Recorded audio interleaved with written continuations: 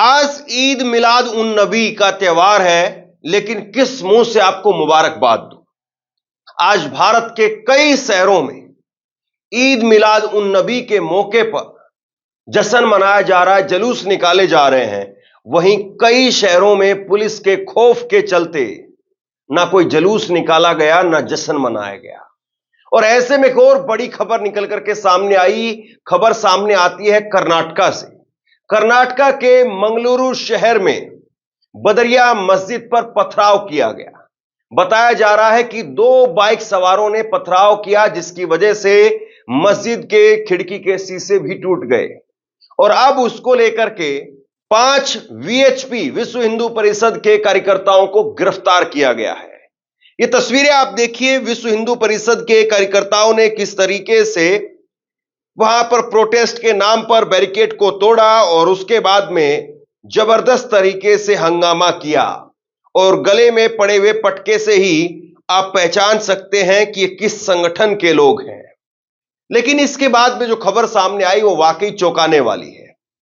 खबर जो है वो बताती है कि किस तरीके से एक नई क्रोनोलॉजी दिखाई दे रही है। एक नया जो है वो साजिश लगातार, और खास तौर पर उन स्टेट में जहां जहां पर कांग्रेस की सरकारें हैं, उन स्टेट के अंदर इस तरह का मॉडल अपनाया जा रहा है। और यह अपने आप में बेहद खतरनाक है।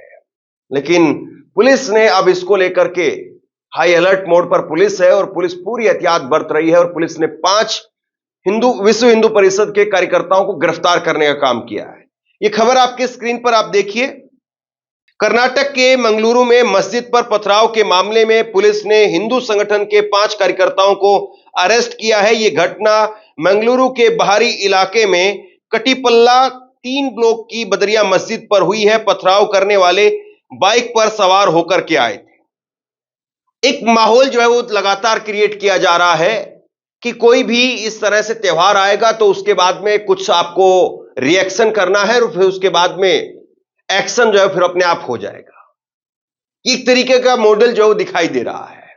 लेकिन मैं आपको दिखाऊंगा कि छतरपुर, जहां पर हाजी अली का घर तोड़ दिया गया, वहां पर कोई जुलूस नहीं निकाला गया, कोई जश्न नहीं मनाया गया, इस बात के चलते कि हो सकता है कि फिर उसमें जुलूस के अंदर, जश्न के अंदर कोई उत्पात जो है मचा दे और उसके बाद में और कई मुसलमानों के घरों पर बुलडोजर चल जाए। इसलिए एहतियात के तौर पर मुसलमानों ने अपील की, उलेमाओं ने अपील की कि हम किसी प्रकार के जश्न में शामिल नहीं होंगे। खबर कर्नाटक से आप देखिए। आज तक की रिपोर्ट के मुताबिक रविवार रात करीब 10:30 बजे मंगलुरु की बाहरी इलाके के कटिपल्ला की बदरिया मस्जिद पर कुछ बाइक सवार लोगों ने पथराव किया। इसमें मस्जिद के कांच टूट गए। घटना को लेकर के मंगलुरु पुलिस ने 5 लोगों को गिरफ्तार किया है। ये सभी लोग वीएचपी से जुड़े लोग हैं। गिरफ्तारी को लेकर के वीएचपी कार्यकर्ता देर रात नाराज हो गए। वे सड़क पर आकर के प्रदर्शन करने पर उतारू हो गए। हालांकि प्रशासन ने इस प्रदर्शन को बढ़ने नहीं दिया और स्थिति पर काबू पा लिया। कल मस्जिद पर पथराव किया गया था। 5 वीएचपी के कार्यकर्ता इसको लेकर के गिरफ्तार हुए हैं। ये मस्जिद की तस्वीर आप देख रहे हैं, जिस पर रात करीब 10:30 बजे पथराव किया गया है। मिलाद उन नबी को लेकर के मंगलुरु पुलिस अलर्ट पर है।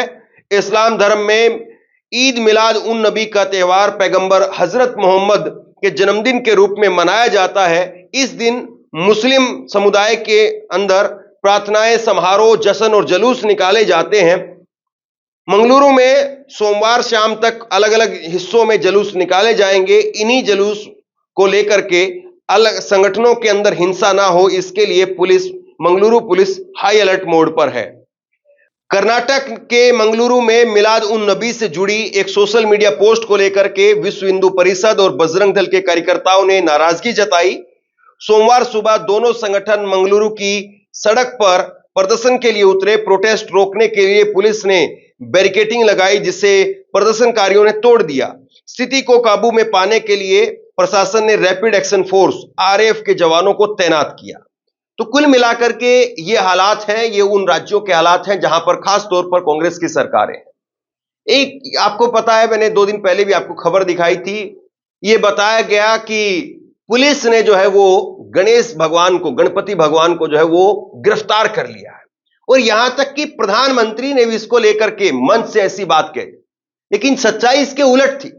सच्चाई यह थी कि हिंदू संगठन के लोग वो बजरंग बली, वो गणपति भगवान की मूर्ति को अपने सिर पर रख करके ला रहे थे और हो सकता था कि उस प्रदर्शन में वो मूर्ति खंडित हो सकती थी। इसीलिए पुलिस ने एहतियात के तौर पर उस मूर्ति को अपनी गाड़ी में रखा और बाद में सम्मान के साथ उसका विसर्जन कर दिया। लेकिन इस घटना को लेकर के प्रधानमंत्री से लेकर के और बीजेपी पूरा माहौल बनाने में जुटी हुई है। एक ये पोस्ट आप देखिए, जितेंद्र प्रताप सिंह है, बीजेपी के समर्थक है, मोदी जी के साथ में इनकी फोटो लगी हुई है और इन्होंने एक फोटो शेयर की है यहां पर गणेश जी की, और ये एडिटेड फोटो है, यानी कंप्यूटर के द्वारा, ग्राफिक के द्वारा ये फोटो बनाई गई है। ये फोटो ओरिजिनल नहीं है। ये फोटो इन्होंने लगाई और लिखा है, जो कांग्रेस कर्नाटक में आने के बाद में गणेश जी को गिरफ्तार कर सकती है, उन्हें कैदी वाहन में ले जा सकती है, तो सोचिए देश की सत्ता में आने के बाद में राम मंदिर पर ताला ही लगा देगी, फिर से बाबरी मस्जिद बनवाने की प्रक्रिया शुरू कर देगी। इस तरह से जो है वो झूठ फैलाया जा रहा है, जबकि ये सरासर झूठ है और इसको लेकर के कर्नाटक की पुलिस ने भी इसका खंडन किया है। चूंकि कांग्रेस की सरकार है कर्नाटक के अंदर, इसीलिए सुप्रिया श्रीनेत सामने आई। सुप्रिया श्रीनेत ने इसको लेकर के ट्वीट किया और सुप्रिया ने इसको लेकर के लिखा कि कर्नाटक में गणेश प्रतिमा को लेकर के बीजेपी के नफरती चिंटुओं और मंत्रियों ने ही नहीं, खुद नरेंद्र मोदी ने भी जानबूझ करके फेक न्यूज फैलाई। कभी सोचा है देश का प्रधानमंत्री कितना जबर झूठा आदमी है, लेकिन वो धर लिए गए। असल में बेंगलुरु में बीजेपी के गुर्गे अपने विरोध प्रदर्शन के दौरान गणेश जी की मूर्ति को लेकर के आ गए।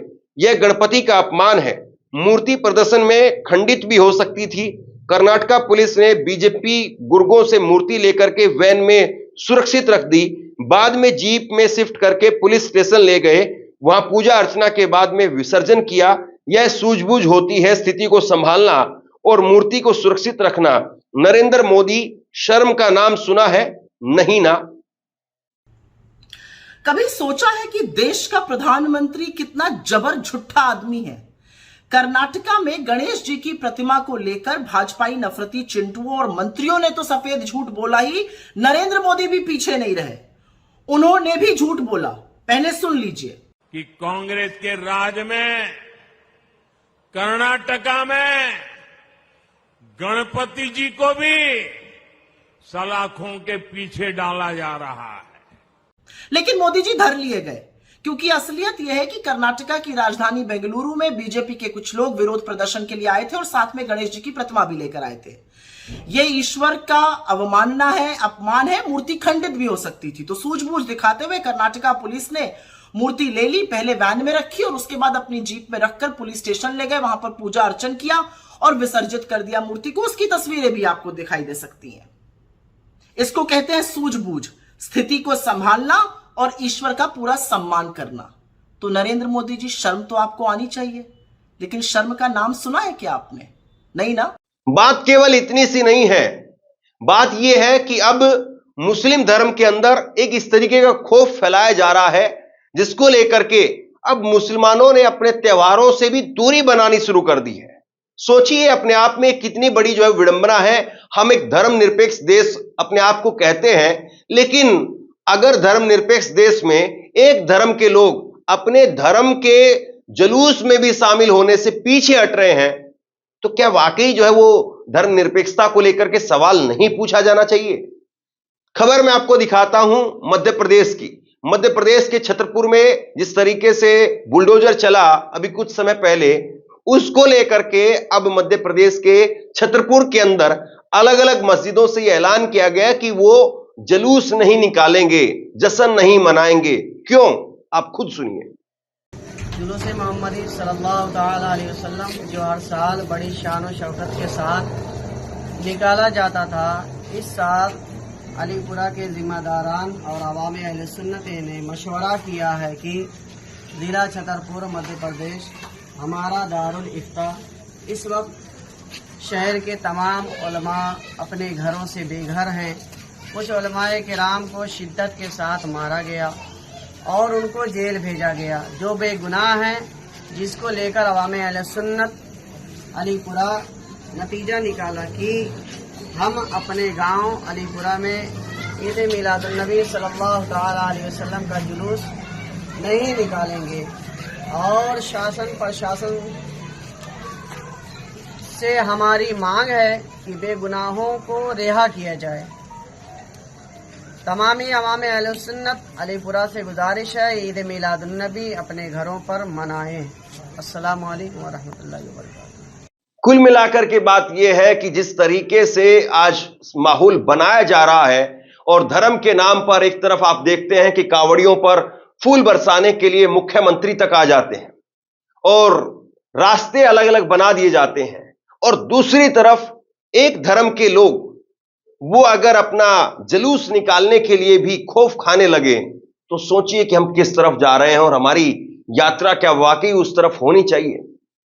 हम अपने आप को विश्व गुरु और ना जाने किस किस जो है वो खिताब से नवाजते हैं, लेकिन सच्चाई क्या है?